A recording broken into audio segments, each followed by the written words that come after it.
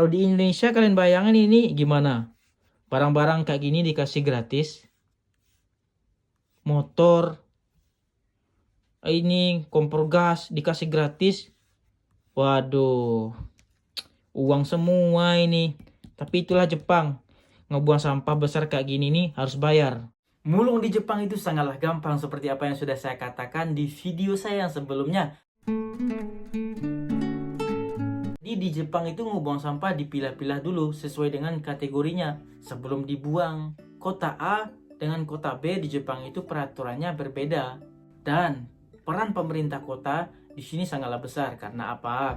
Karena pemerintah kota lah yang mengatur segala persampahan dan daur ulangnya ini. Contoh, hari pembuangannya, kategori-kategori sampahnya, dan plastik yang digunakan. Kalau kita salah menggunakan kantong plastiknya, ataupun hari pembuangannya, ataupun sampah kita itu bercampur aduk, itu sudah dipastikan si bapak tukang sampah ini tidak akan membawa kantong plastik kita. Jadi kalau kalian ragu saat mengkategorikan sampahnya, kalian jangan khawatir ya. Karena apa? Karena pemerintah kota akan mengirimkan buku panduannya ke kita. Kategori sampahnya apa, hari pembuangannya kapan, itu udah dicantumkan di sini semuanya. Jadi kita coba buka. Di lembar pertama ini cuman pembagian dari kayak lurah-lurah dan hari-harinya, hari pembuangannya. Nah ini Moeru gomi no dashikata, cara ngebuang sampah yang dapat dibakar. Jadi plastiknya warna biru ini. Dan ada pembagian lagi antara perkayu-kayuan, pertisu-tisuan itu sama sampah dapur itu beda. Jadi kayu ini juga dibuangnya harus dilihat ada paku apa enggak. Kalau ada pakunya harus dilepas dulu. Dan panjangnya juga diatur, ini ada 50 cm panjangnya dan tebalnya 20 cm. Terus popok ini juga sampah dapur harus ngebuangnya yoku mizu totte dasu kudasai. Jadi airnya ditirisin dulu airnya baru dibuang. Ini yogure no torenai jadi plastik yang nggak bisa dibersihin, kayak margarin kan nggak bisa dicuci tuh, kayak mayones, odol, sampo, minyak, tabung minyak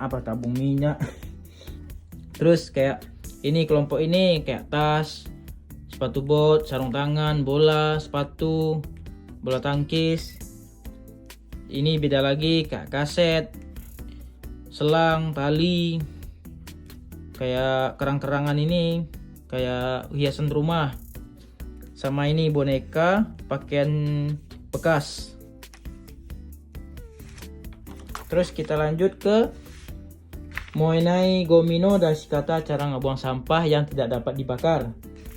Itu kan sudah ada di kotak-kotakin antara kipas angin, magicom, termos, telepon, ini kaca-kaca, garasu kaca.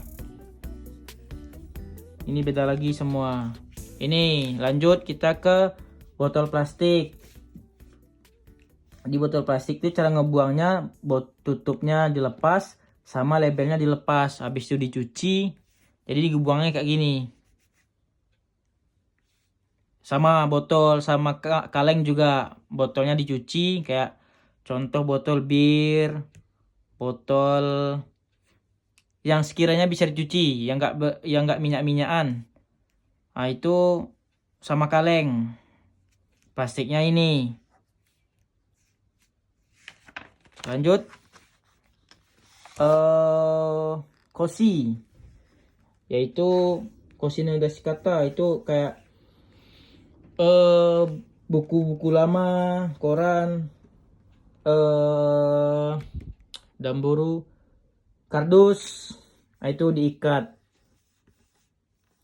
mereka caranya, yaitu yugai gomi no dashikata. Jadi gomi-gomi, sampah-sampah yang berbahaya. yang berbahan kimia seperti kayak aki, suntik-suntikan. Terus ini kikenggomi, sampah yang berbahaya itu kayak beling-beling, pisau. Nah, ini yang seru. Sodai gomino dashikata. Jadi cara ngebuang sampah yang sampah besar. Lemari, sofa, tempat buku, piano, apa motor. Itu ngebuangnya kita bayar loh. Udah kita buang tapi kita bayar juga. Makanya kebanyakan orang Jepang itu kalau mau pindah rumah pasti dia bagi-bagiin ini dengan gratis. Dan biasanya PMI Indonesia, anak-anak yang kerja di Jepang itu nunggunya yang kayak gini ya, soalnya dia gratis dikasih kayak TV, speaker, itu gratis dikasih tanpa dibayar. Soalnya kenapa? Di sini kalau dia ngebuang, orang Jepang itu ngebuang ataupun kita, kalau bagi orang Indonesia yang mau pulang itu kalau mau buang itu harus bayar. Makanya sebisa mungkin cari orang yang butuhin alat-alat ini, jadi nggak bayar kita buangnya, dikasih gratis saja. Aneh kan? Kita ngebuang sampah tapi kita yang bayar. Kalau di Indonesia kalian bayangin ini gimana?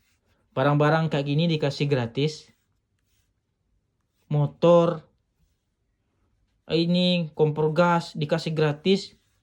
Waduh, uang semua ini. Tapi itulah Jepang. Ngebuang sampah besar kayak gini nih harus bayar. Dan satu lagi, jadwal pembuangan sampah itu setiap tahunnya diperbaharui oleh kota. Jadi setiap tahunnya pun akan dikirim ke alamat kita masing-masing. Sekian, semoga bermanfaat. Assalamualaikum warahmatullahi wabarakatuh.